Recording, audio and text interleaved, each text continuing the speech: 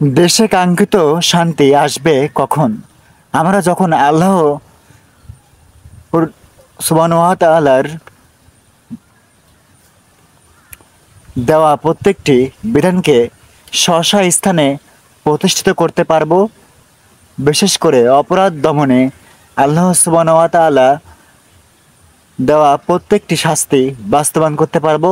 তখন আশা করা যায় আল্লাহ সুবহানাহু ওয়া তাআলা আমাদের প্রত্যেককে এই জীবনে ও এবং আখিরাতে দিবেন প্রশান্তিময় এবং নিরাপত্তাময় জীবন ইনশাআল্লাহ বিইজনিল্লাহ। কারণ আল্লাহ সুবহানাহু ওয়া তাআলা বলেন, আল্লাহ সুবহানাহু ওয়া তাআলার পক্ষ থেকে দেওয়া প্রত্যেকটি বিধান পালনে রয়েছে তোমাদের জন্য জীবন, অর্থাৎ নিরাপদ জীবন উপকরণ। হে বুদ্ধিমান জাতি, হয়তো বা তোমরা মুত্তাকি হবে।